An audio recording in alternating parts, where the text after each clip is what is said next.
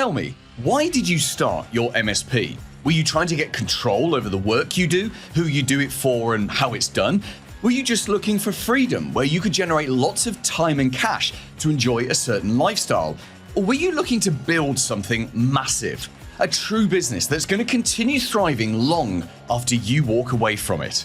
Well, if it's that one, you're going to love my special guest today. In just 12 years, he's built a business, an MSP, from nothing up to $36 million in annual revenue. And in this interview, he's going to reveal what he did, how he did it, and what he would do if he was in your situation today. Hi, my name is Ephraim Epstein. I'm the CEO of Fit Solutions, and we're based in San Diego and Chicago. Amazing. So thank you for joining me on the podcast, because we're going to explore today how you build an MSP from nothing up to seven figures. We're going to find out all the mistakes you made on the way, all the disasters, all the catastrophes, all the things that went wrong. And in doing so, perhaps we'll find some of the things that went right as well. So give us a brief overview of your story. How long have you had your MSP and what made you get started in the first place? Yeah, so I started with a business partner at the very end of 2012. So it was October 2012 was the first month of business.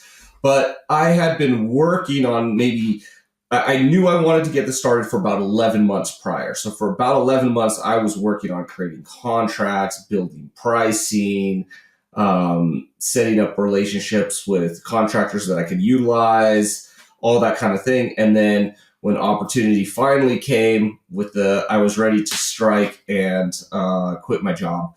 But I had been in the MSP space for several years prior to that. You know, I had come from internal IT, and then I worked for a company called the IT Pros that was in San Diego. And I was with them from the time they were about 2 million till the time they grew about 5 million. And I really loved it. I enjoyed that business. I enjoyed working with the owner and, you know, his ethics and integrity, core values, all of that I really enjoyed. I loved the team. They sold in around 2009, 2010. And at that time when they sold to Konica Minolta All Covered. And I went with that acquisition. I hung around for about 2 years, and then I had made the decision I wanted to start my own company. That makes perfect sense. And just give us an idea of what you've done in the last sort of 13, 14 years or so. So give us an idea of what kind of size you are now. And if you don't want to talk about revenue, then yeah. How many staff have you got? Which is always a good indication. No, happy to talk about it. Last year we did 30 million in revenue.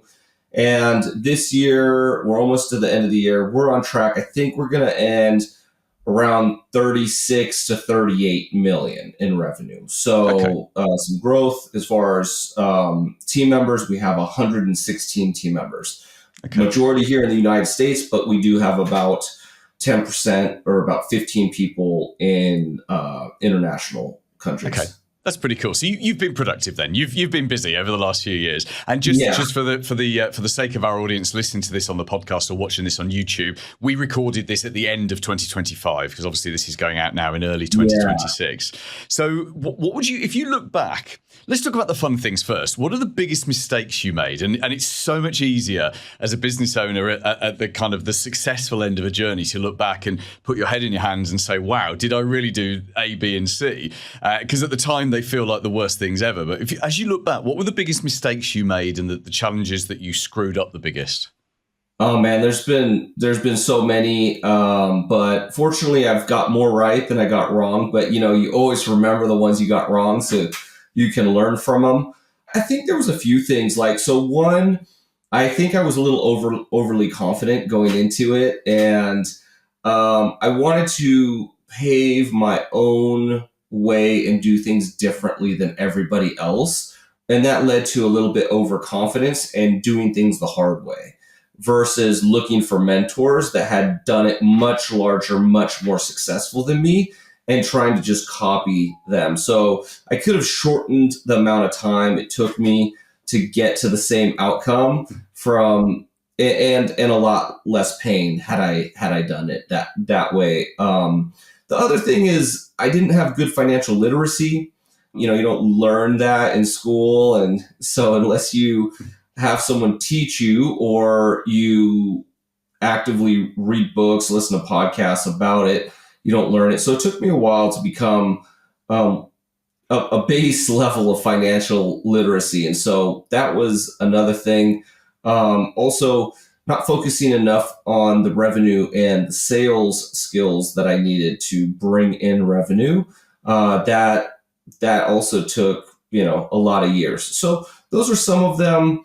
And then there's cultural things, just how I approach building the business and adding team members. I used to run the company, I used to say, much more like friends and family. And now I run it like a professional sports team. And what do you mean by that? You run it like a professional sports team? Do you mean that I mean, with the number of staff you've got, I guess you could just about know everyone by their first name, but you wouldn't know their lives. So that's right. So does that mean you're running it like, hey, we're all a team here and we're all trying to do something? I think it's more of a mindset and looking at KPIs, metrics, numbers, results. And, if you look at a sports team, it's everybody has to practice together. Everybody on the team must perform or you get cut from the team. That's just the way it is. It's just tough. Now, you can be friends. You can even make lifelong friends on a sports team. But just because you're cool and you're a friend isn't going to keep you on the team. Your performance is going to keep you on the team. And so really changing that versus, they're a cool guy, but they're not, it's not 100% aligned or, there's difficulties here. It just really comes down to results. And if you change your culture around the result, the outcome, not the hard work, not around the camaraderie, you can have those things, but they have to be absolutely secondary. All the focus has to be on the metric, the results, the output, and the performance. And then all the other things can, but you can do that in a positive, in a fun way. It doesn't have to be overbearing or negative, right? A lot of sports teams have fun while they're, working together, but they never lose sight of, what the metrics need to be and what the wins need to be. Yeah, that makes perfect sense. So you don't grow from scratch to the size of business you are accidentally. Something like that has to be done with intent.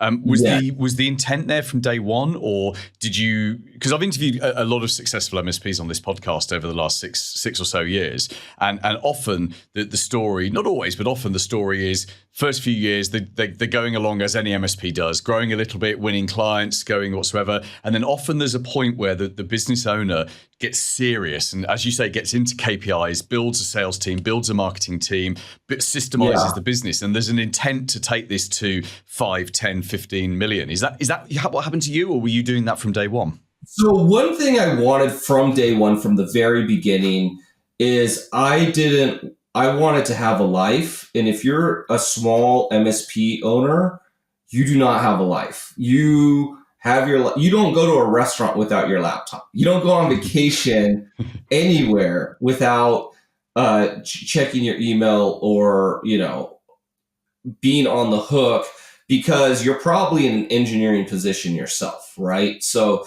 you might have help, but you're basically the star of the show, and you have a few support people on your side, but it's not like a truly mature business. And so one thing is I don't want that life. I want to be able to go on vacation. And so I said, if I'm going to build this thing, I have to at least get built as big as the company I had worked for, the IT Pros. And even though I was only on the engineering side, I wasn't like running every aspect of the business.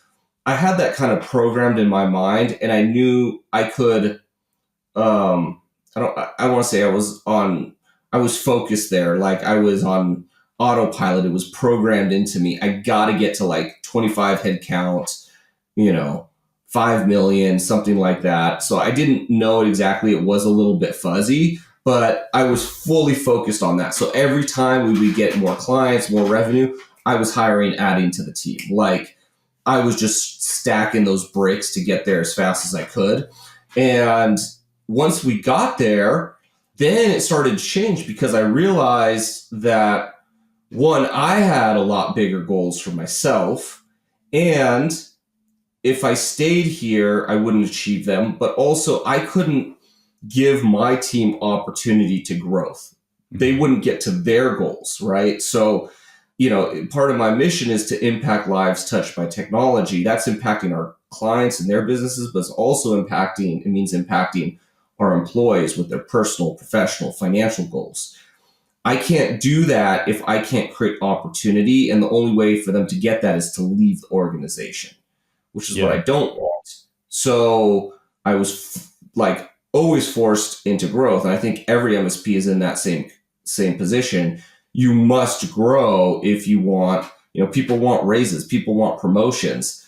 If you want to be the person to give that to them, you have to grow. It's literally the only way. So that was a big driver. And then I started getting more clear on the goals, like where we really want to go over 100,000 in annual revenue. So we got really, really focused on those goals and making annual goals to get us towards there. Yeah, and if you look back at the first, let's say the first 5 years, because I think for the majority of MSPs listening to this or watching this on YouTube, they're still in that sort of sub 3 million. That's kind of where we aim this podcast at. So if you look back at those first couple of years when you were building yourself up to your first 3, 4, 5 million in revenue, what were the big things that made the biggest difference? So was it getting the marketing right? Was it getting the sales process right? Was it having a great product? What were those blocks? Yeah, so that's a big, that $3 million dollar mark. It's a break point, and it is where a lot of MSPs just cannot get through that. So that's a position as the owner that you're probably starting to make a little bit more money. You're starting to be a little more comfortable, and if you're taking that, and now you're trying to grow. You kind of hit this wall where you really have to kind of do a couple things. One, you still need to be frugal and you need to hire more staff and you need to replace yourself. I would say the vast majority of MSP owners that I've met come from an engineering background and they're actively involved in client delivery, client service, right? And I had to make kind of around that time a very hard decision. It was actually a pivotal moment in our business, but the decision, as silly as it sounds, is that I was not going to do any more engineering. A ticket came in, I was not going to work it. There was a fire that was going to arise, one of my other team members had to do it. And unless it was the absolute last resort where we were going to lose a client, I would under no circumstance other than that touch a ticket. And I had to prepare my team for that. And we had to talk that out. And I set a date and it was very difficult, but I had to do it because as long as I was engineering, I was a lid to the business. Mm. So the business could not outgrow me without me making that conscious decision that I had to raise my lid so that the business could keep growing. That's a really hard thing. You have to let go control. And in doing so and removing that lid, did that explode the growth of the business? Because I know a lot of MSPs are so fearful of letting go. They keep themselves as sort of third line or third plus a bit line. So they're just keeping an eye on it. And even if there's a service desk manager and even if there's an account manager and a handler and all of this, they're always just lingering there in the background, which is natural, isn't it? When that's what you do and that's why you started the business in the first place. So was that, right. I mean, that must have been hard for you, but did you see the reward that, oh, wow, this business is really taking off and actually I can just focus all of my time on growing this business and not worrying about the clients? Yeah, so that was a really big thing because now I can focus more on revenue and more strategic things that I needed to do. But to be able to let go, there's a couple things that I learned from mentors that you have to have. So one, you have to have very clear written processes that people are trained on and are expected to follow. And you have to have KPIs that you can measure. And you need your team to report up to you so you don't have to micromanage them. So the expectation is that you present me the KPIs every week. I don't go look for what they are and then come to you and ask questions. If I have to micromanage in that way, you're not the right person for the job. So that's a training thing. There has to be processes that they can operate in. And then you can have the information you need as a business owner to have that oversight and make decisions. So that's one. The process really has to come even before you add people. A lot of people, what they do, they think about it this way. They think about, I'm going to add people, then I'm going to build process, and then I'm going to be profitable, right? You have to do it the other way. You have to be profitable first. So you got to figure out how to make your product and process profitable. Then you build process, and then you add people. People should be the last thing, not the first thing. So people usually add the people, then build the process and expect profitability, and it doesn't work out. You got to be profitable first, process second, now add the people. So that was really big. That allowed me to get to kind of the next break point. And the next break point came at that like $7 million, $8 million, $9 million mark. And what happened then is I realized financial literacy, financial discipline, and my ability to sell was keeping the business going further than that. Yeah. So then I had to overcome. Those were the next things I had to build myself on. Yeah, no, I love that. So here's a question for you. Let's say you sold your business tomorrow and you woke up the day after and you had this crazy idea that you'd like to start again and you'd like to start an MSP from scratch, a whole brand new marketplace. You don't know anyone. And let's say you've decided to do it on minimal budget rather than investing a lot of that cash you've just made from selling your business. So what would you do if you had to give yourself sort of a 2, 3, 4-point plan of this is what I'm going to do to get started and dominate a marketplace quickly? What would you do? What I would do, very first thing, build your contract. Otherwise, obviously get your LLC and all of that. Build your contract. You could probably whip it out with ChatGPT or copy another one, something like that. Figure out the pricing of how many hours will it take me to service and pricing, and get your first customer. You don't have a business until you got your first customer and they've transacted money. There's nothing more important than getting that first customer and then building from there. You don't need a website. You don't even need freaking business cards. You don't even need a cool logo. Everyone puts that stuff first. Yeah, it's helpful. Get your first customer. Your first customer is not going to come through your website anyway. They're going to come through a relationship that you've built and networking you've done. So get your contract in line so you're legal and freaking sell and get that first customer. That's by far the number one thing you need to do to be able to pay, to have revenue as fast as possible, and then deliver, and don't fail on the delivery, right? Do a high quality, make sure that they're a raving fan, and then you can build off of that. So in fact, what's funny is I told you that I spent 11 months building the company, and I was building contracts, doing pricing, figuring this all out.